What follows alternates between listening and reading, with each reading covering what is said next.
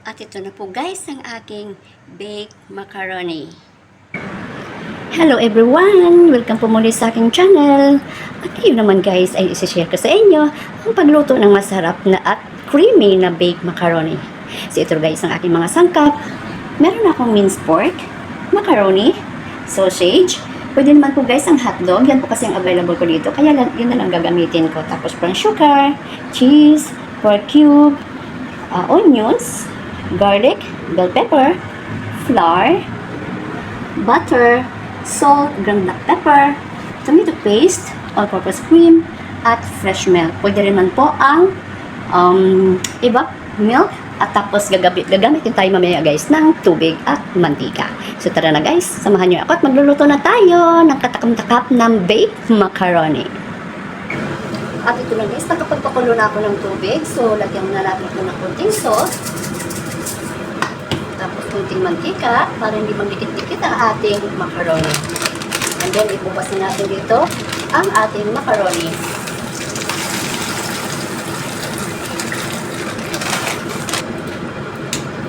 Tapos halo-haloyin natin guys.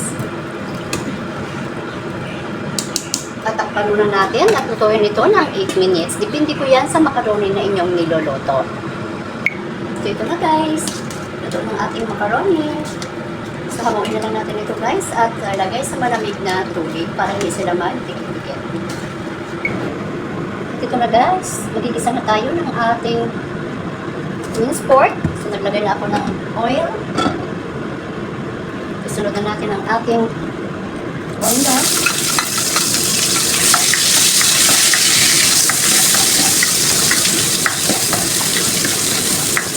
Ating garlic.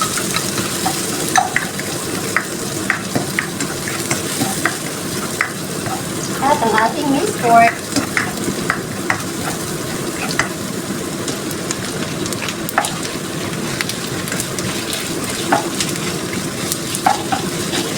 Sigitan natin ito guys ng mabuti para maganda yung pinalabasan ng ating pork. Takpan muna natin. Ito na guys ang ating ginisang minced pork. So maglalagay na tayo dito guys ng asin, ground black pepper,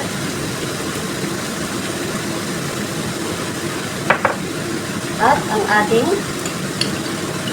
tomato paste. And then, ilagay na rin natin ang ating pork cube. So, haluin na lang natin.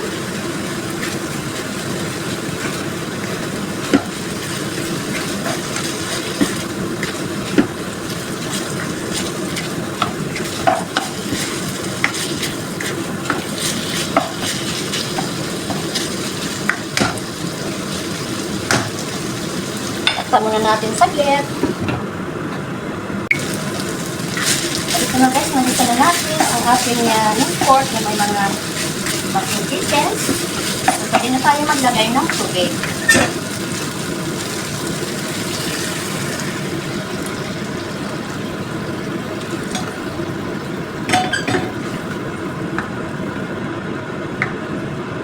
So, takpan muna natin ito guys hanggang maluto ang ating minced pork. Ito guys, ito ng ating pork. So, pwede na natin ilagay dito ang ating sausage. Ito guys, hindi ko na in-stir fry kasi smoked sausage po ito. So, hindi na kailangan i-stir fry kasi luto naman po natin. Kaya, ilagay po natin. Tapos, ang ating brown sugar. Ang ating bell pepper. At lagyan natin siya ng cheese.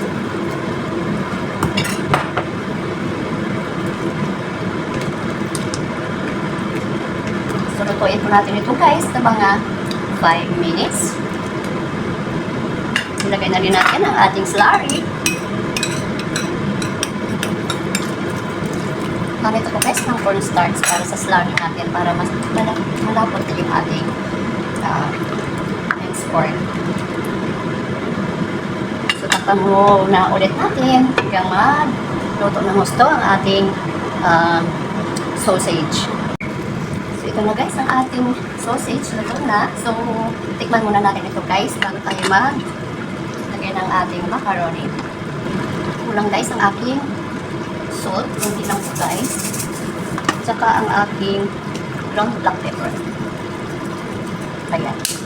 So, pwede na natin ilagay ang ating macaroni.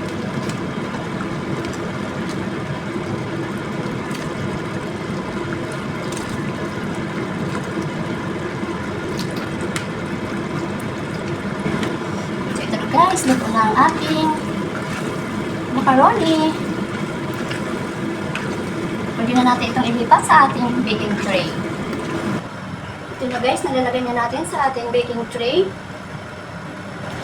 Huwag muna natin ipunuin kasi maglalagay pa po tayo guys ng sauce para hindi siya aapaw pag binibake.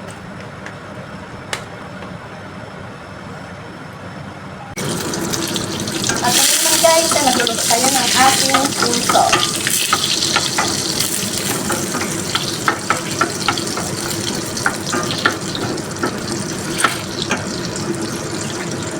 So dito na natin lagay ang ating flour. Haluin na lang natin ito ng kabuti.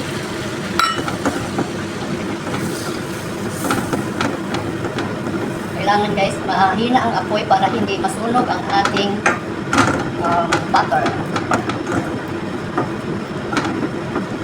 Ayan. Tunog na ang ating flour. Pwede na nating dagdagan ang ating apoy and then lagay natin ang ating milk. Continuous lang po guys ang halo para hindi mamuo ang ating ilagay na flour. Yan ang ating all-purpose cream. Tsaka ang ating cheese. Ayan guys. Dagdagan natin na guys na paminta. So, lutuin na lang natin ito guys hanggang lumabot ang ating cream sauce. So, ito na guys ang ating cream sauce. Malapot na. Pwede na natin i-topping sa ating macaroni.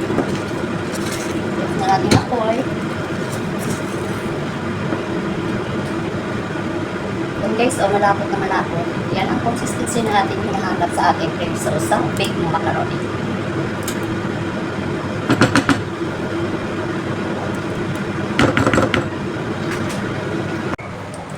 Guys, maglalagay na tayo ng topping sa ating macaroni.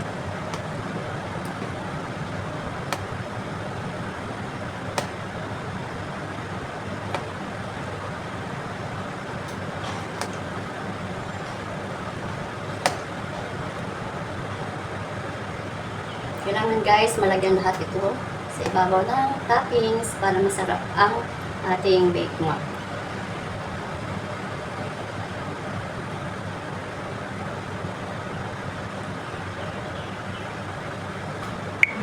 Ito na guys, naisalang ko na ang aking baked mac.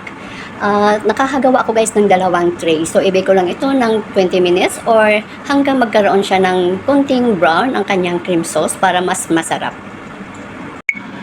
So, ito na guys, luto ng ating baked mac. So, pwede natin tanggalin sa oven at pwede na tayong kumain. At ito na po guys ang aking baked macaroni. Ang ganda guys ng pagkakaluto sa oven. Sana nagustuhan nyo guys. So wag lamang pong kalimutang i-subscribe, i-like at i-share aking channel. At syempre pa, paki-bell all na rin para updated kayo sa aking mga latest videos. Simple kasi na mamita po. God bless! Ito na po guys, kakain na po tayo.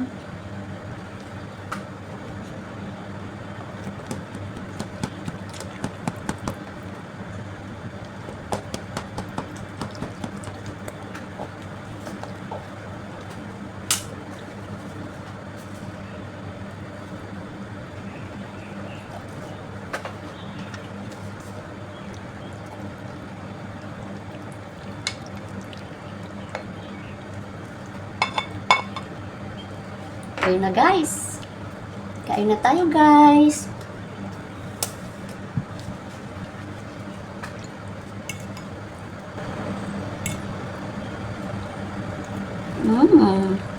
masarap guys ang aking baked macaroni.